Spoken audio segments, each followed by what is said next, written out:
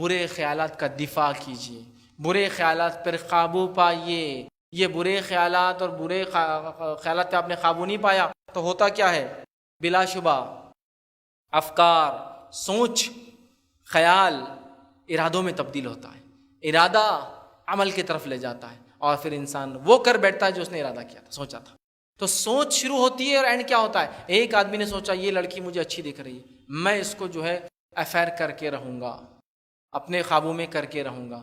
یہ ارادہ ایک سوچ تھی، سوچ ارادوں میں تبدیل ہوتی ہے کہ چلو آج کوشش کر کے دیکھتے ہیں، ارادے عمل کی طرف متوجہ کرتے بڑھاتے ہیں، اور پھر انسان کرتا ہے۔ تو اپنے خیالات کو پاک رکھیے، برے خیالات کا دفاع کیجیے یا اس پہ کنٹرول کیجیے۔ کبھی کبھار وہ کنٹرول میں نہیں آتے، کنٹرول کیجیے، اس کو روکیے، یاد رکھیے، اس لیے کہ برے خیالات بہت بہت بہت زیادہ خطرناک جو ہے فتنہ مچاتے ہیں سماج کے اندر، اس لیے کہ ہر خیال ہی بعد میں عمل کے پیچھے بیس بنتا ہے۔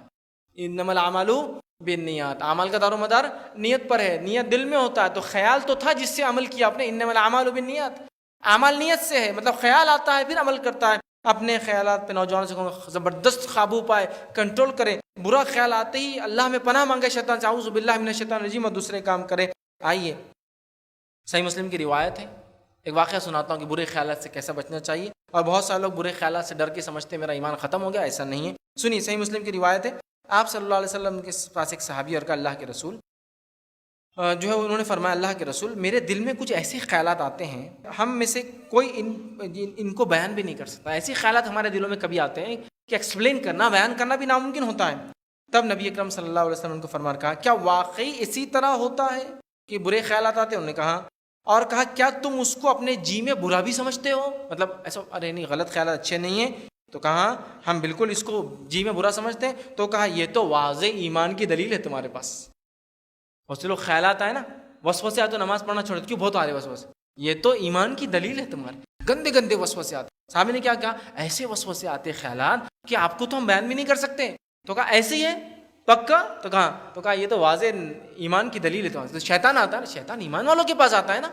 سنیے دوسرا واقعہ، ابن عباس رضی اللہ عنہ فرماتے ہیں، اور ایسا بہت لوگوں کے ساتھ ہوتا ہے، بولتے بھی آ کے، وہ فرماتے کہ ایک آدمی نبی اکرم صلی اللہ علیہ وسلم کے پاس آئے، ابو داؤد کی روایت ہے، اور عرض کیا یا رسول اللہ صلی اللہ علیہ وسلم، کوئی ایک اپنے دل میں ایسا وسوسہ پاتا ہے کہ جس کو بیان کرے تو ایسا لگتا ہے کہ جل کر کوئلہ ہونا زیادہ اچھا، لیکن بولنا اچھا نہیں۔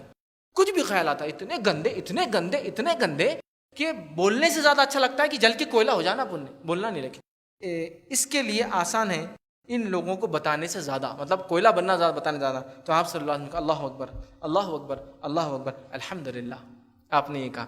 کیا کہا آپ نے؟ کہ اللہ سب سے بڑا ہے، 3 مرتبہ کہا، اور کہا تمام تعریفیں اللہ کے لیے جس نے شیطان کے مکر و فریب کو صرف تیرے دل پر وسوسوں تک کنٹرول میں رکھا، اس کے آگے کچھ بھی نہیں، صرف وسوسے تک ہے یہ، اس کے آگے کچھ نہیں کر سکتا ہے وہ۔ تو لہٰذا تمام تعریفیں اللہ کے لیے، اللہ بہت بڑا ہے۔